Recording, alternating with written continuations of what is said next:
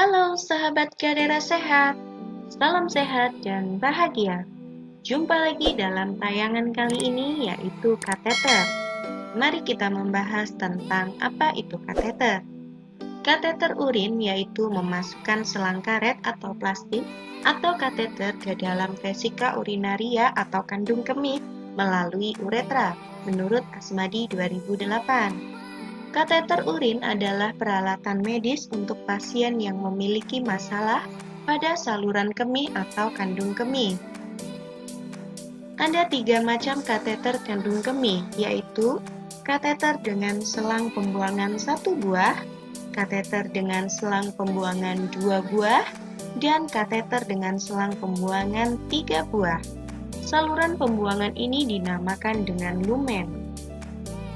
Menurut Gosier 2010, terdapat 4 jenis kateter berdasarkan bahan yang digunakan, yaitu yang pertama adalah kateter plastik, digunakan sementara karena mudah rusak dan tidak fleksibel.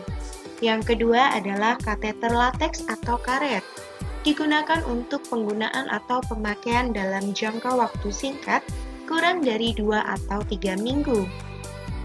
Yang ketiga adalah kateter silikon murni atau teflon untuk penggunaan jangka waktu lama 2-3 bulan karena bahan lebih lentur pada meatus uretra. Yang keempat ada kateter PVC yaitu polyvinyl chloride, sangat mahal untuk penggunaan 4-6 minggu, bahannya lembut, tidak panas dan nyaman bagi uretra. Selanjutnya ada kateter logam. Dengan pemakaian sementara, biasanya untuk mengosongkan kandung kemih pada ibu yang baru melahirkan. Perawatan kateter adalah suatu tindakan keperawatan dalam memelihara kateter dengan antiseptik untuk membersihkan ujung uretra dan selang kateter bagian luar serta mempertahankan kepatenan kelancaran aliran urin pada sistem drainase kateter. Menurut Potter and Perry 2006. Tujuan perawatan kateter menurut Temple dan Johnson di tahun 2010 diantaranya yaitu yang pertama mengurangi kontaminasi bakteri di kandung kemih dan mengurangi infeksi saluran perkemihan. Yang kedua, mempertahankan integritas kulit. Kondisi medis yang memerlukan kateter urin, retensi urin atau kesulitan buang air kecil, inkontinensia urin atau sulit mengontrol buang air kecil sehingga urin keluar tanpa disadari. Yang ketiga, tidak dapat mengontrol kapan buang air kecil. Alasan mengapa pasien mungkin tidak bisa buang air kecil sendiri.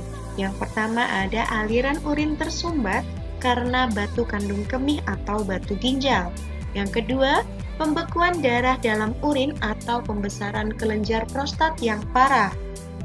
Yang ketiga, operasi pada kelenjar prostat. Yang keempat, operasi di area genital seperti perbaikan patah tulang pinggul atau histerektomi dan cedera tulang belakang.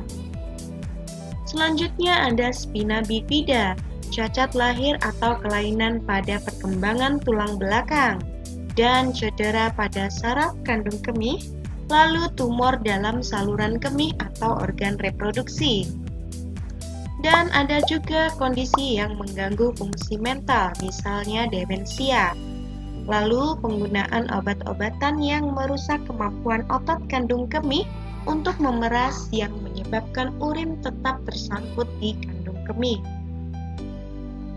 Langkah untuk membersihkan kateter urin. Yang pertama, cuci area yang dipasang kateter, mencuci tangan. Yang ketiga, tetap terhidrasi, hindari sembelit, hindari lekukan pada kateter, rutin mengosongkan kantong urin, dan membersihkan kantong urin. Inwelling urinary adalah penyebab utama perawatan terhadap infeksi saluran kemih atau ISK. Oleh karena itu, sangat penting membersihkan kateter secara rutin untuk mencegah infeksi.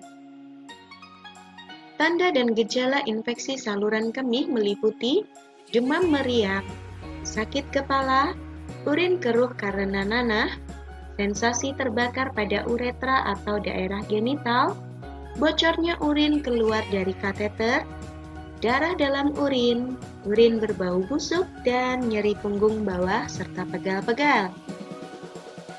Komplikasi lain dari penggunaan kateter adalah reaksi alergi terhadap bahan yang digunakan dalam kateter seperti lateks, batu kandung kemih, darah dalam urin, cedera pada uretra, kerusakan ginjal atau dengan kateter yang menetap dalam waktu lama, septikemia atau infeksi saluran kemih, ginjal, atau darah.